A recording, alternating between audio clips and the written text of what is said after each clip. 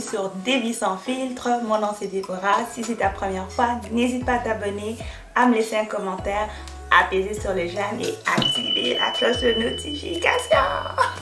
Ici, on parle de développement personnel, développement professionnel et épanouissement financier. Donc, le sujet que je vous ai préparé aujourd'hui, c'est un sujet qui a trait aux finances.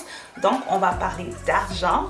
Et comme vous l'avez vu dans le titre, je vais vous dire comment avoir de l'argent gratuitement pour vos enfants. Et c'est légal, hein? C'est légal. Oui, j'ai dit gratuit, mais j'ai pas dit qu'il fallait pas fournir d'efforts. Il faut quand même fournir de l'effort pour être en mesure d'accéder à cet argent-là. Donc, par conséquent, aujourd'hui, je vais vous parler des régimes épargne-études. C'est parti! On va commencer par la base. Donc, c'est quoi un REEE? Donc, c'est un régime enregistré d'épargne-études. Donc, c'est un compte que vous allez tout simplement ouvrir pour pouvoir mettre de l'argent de côté pour les études de vos enfants, de votre nièce, de votre neveu, peu importe. Et ça va être pour les études postsecondaires. Donc, on dit tout ce qui vient après le secondaire 5.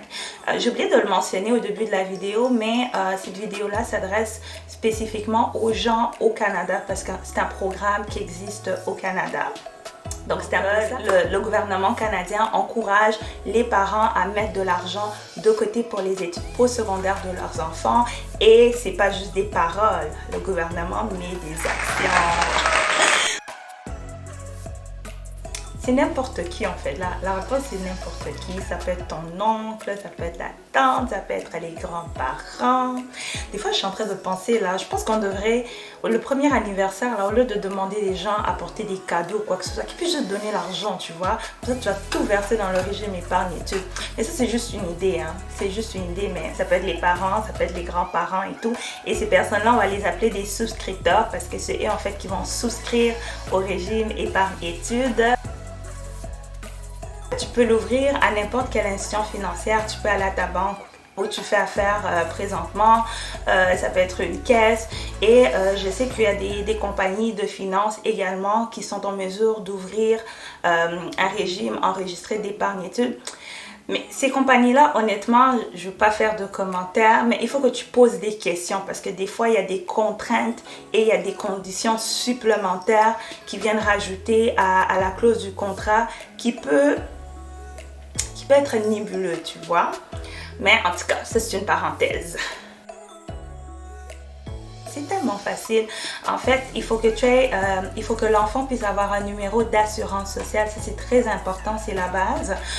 Donc, la personne qui ouvre le régime épargne-études puisse avoir lui aussi son numéro d'assurance sociale. Et il faut qu'au moment où le compte est ouvert, que cette personne-là puisse résider au Canada. C'est très important. Il faut que tu aies la résidence permanente. Donc, c'est vraiment libre à toi les cotisations. Les cotisations, en fait, c'est l'argent que tu viens verser dans le compte. Tu peux le faire de façon mensuelle, tu peux le faire bimensuel, tu peux faire en forfaitaire, donc une fois par année. Peu importe la façon que tu le fais, personne ne va te courir après pour te mettre de l'argent à l'intérieur, puis personne ne va te mettre de la pression. Donc, tu ouvres le compte et... Mais moi, par exemple, qu'est-ce que moi je fais et que je trouve qui fonctionne bien pour moi, c'est que je mets des montants périodiques, donc qui coïncident avec ma paye en fait. Avant que je puisse répondre à la question des subventions, je voulais dire que le régime enregistré d'épargne-études, donc le compte que tu vas ouvrir pour mettre de l'argent de côté pour ton enfant, a une durée de vie de 35 ans. Donc, le compte peut rester ouvert pour une durée de vie de 35 ans. Et le montant maximum pour toute sa durée de vie que tu peux mettre dans le compte, c'est un montant de 50 000. Tant que les enfants niveau postsecondaire vont souvent finir le secondaire vers quoi? Vers 16 ans à peu près. Oui, c'est un peu en retard, ça peut être 17 ans, mais vers 15 ans, 16 ans, normalement, c'est là que ton enfant finit le secondaire pour pouvoir accéder à tout ce qui est postsecondaire. Donc, ce serait bien de calculer en fait que si tu verses de l'argent, en fait, tu verses du capital dans le compte. Ça va être pendant ces 15 ans pour que l'argent puisse être accessible pour lui une fois qu'il commence ses études postsecondaires. Au niveau des subventions, Les deux premières subventions dont je vais vous parler sont des subventions qui sont accessibles à tout le monde au Canada, peu importe la province. Donc, c'est pas spécifique à une province parce que c'est géré du côté fédéral, évidemment. Donc, c'est Revenu Canada qui le gère. Donc, le premier, c'est le SCEE. Non, c'est la subvention canadienne d'épargne-études. Donc, la subvention canadienne d'épargne-études, c'est quoi? Donc, la base, donc pour tout le monde, peu importe, 20% que le gouvernement... Attends, il faut que je le répète, tu vois. 20% des montants que tu mets, que tu verses dans le compte, le gouvernement te le donne sous forme de subvention. Juste pour vous donner des exemples, moi j'aime les chiffres, tu vois. Donc si tu mets 100 $ dans le compte, donc le gouvernement te rajoute un 20 $ par-dessus en subvention. Donc ça c'est le minimum. Après ça va dépendre aussi de...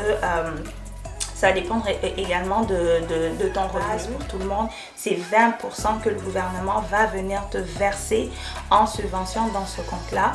Pour le SCEE, le gouvernement le verse une fois par mois, si je ne me trompe pas, à la fin du mois.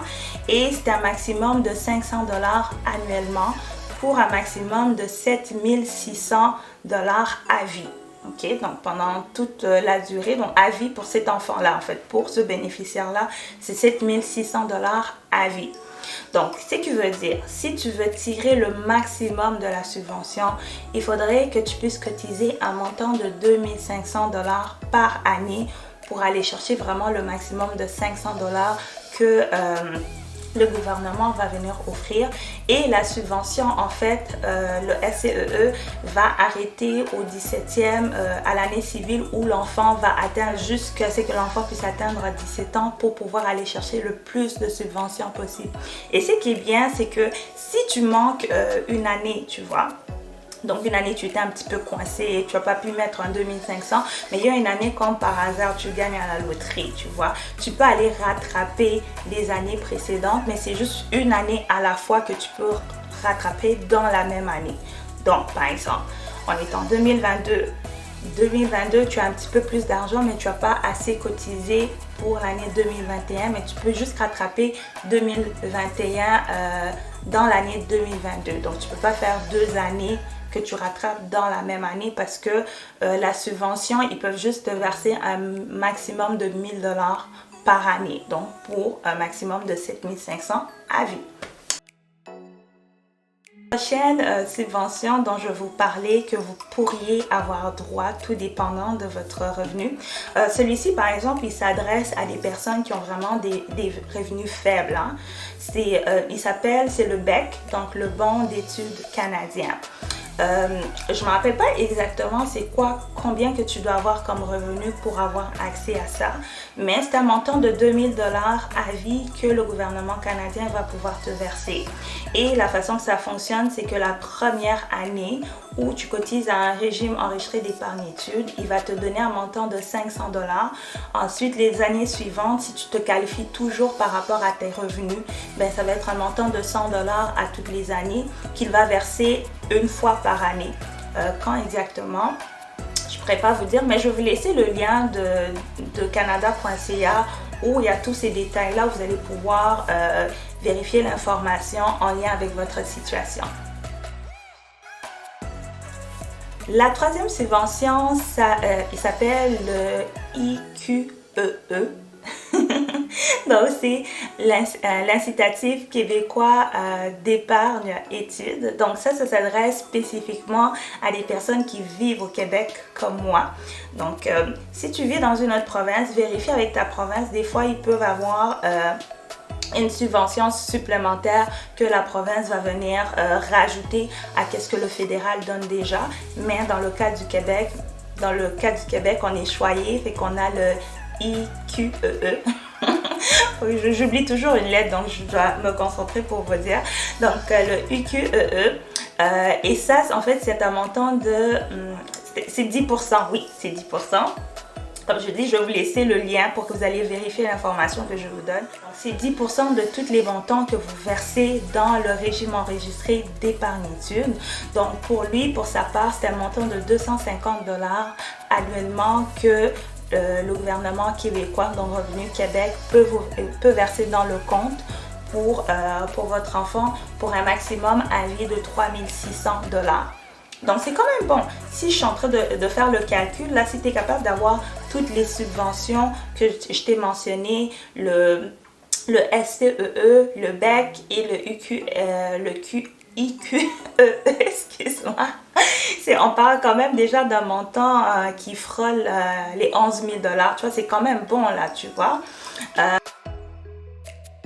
C'est important à savoir le montant que tu verses dans le compte, hein, l'argent qui sort de ta poche pour mettre dans le compte, c'est ce qu'on appelle le capital. Donc le capital qui a été investi. Ton capital, il t'appartient. Donc tu peux le retirer à n'importe quel moment, quand tu veux, on va même pas te poser des questions. Toutefois, c'est pas recommandé de retirer ce capital avant que ton enfant soit inscrit pour des études postsecondaires. Et je t'explique pourquoi. Porte une grosse attention à ce que je veux dire. Si tu retires l'argent avant que l'enfant puisse être inscrit au niveau d'études postsecondaires, c'est que tu vas perdre toute la subvention qui a été versée dans le compte jusqu'à là. Tu sais, c'est tellement une perte. Hein? Tu as fait tout cet effort-là pour aller perdre toutes les subventions. Donc, moi, personnellement, je ne le conseille pas. Toutefois, une fois que l'enfant s'inscrit au niveau postsecondaire, tu vas pouvoir aller chercher ton capital et le capital ne sera pas imposé parce que l'argent que tu avais versé, il avait déjà été imposé préalablement et il a fructifié dans le compte à l'abri de l'impôt. Je pense que je vais le garder pour une autre vidéo. Si vous êtes intéressé à savoir qu'est-ce qui se passe en fait une fois que l'enfant arrive pour aller à l'école au niveau postsecondaire, laissez-moi un commentaire, ça va me faire plaisir de répondre à la question ou répondre par une vidéo, tout dépendant des questions que je vais avoir en commentaire. Et je pense que je vais écourter un petit peu la vidéo parce que ça fait un bout que je parle. Donc voilà, donc si tu as aimé mon contenu, n'hésite pas à t'abonner, à me laisser un j'aime, à me laisser un commentaire, d'activer la cloche de notification afin d'être avisé à chaque fois que je mets du contenu sur YouTube et surtout à partager avec ta famille, partage avec tout le monde que tu connais qui ont des jeunes enfants qui peut-être savent mais qui ne comprennent pas le fonctionnement du régime et j'espère que j'ai pu vulgariser. J'ai le sentiment que j'ai parlé un petit peu trop vite, je ne suis pas rentrée dans les détails, mais si vous voulez que je rentre dans les détails et quel type de détails, laissez-moi un commentaire, je vais pouvoir aller un petit peu plus dans les détails. C'est plus, mes vidéos c'est plus informationnel. Si vous avez une situation particulière que vous aimeriez voir par rapport à votre compte à vous, c'est vraiment conseillé d'aller voir un conseiller dans votre institution financière qui connaît votre situation, qui va pouvoir vous conseiller. Mais l'information que je vous donne là, c'est une information de base pour tout le monde, accessible pour tout le monde. Donc voilà.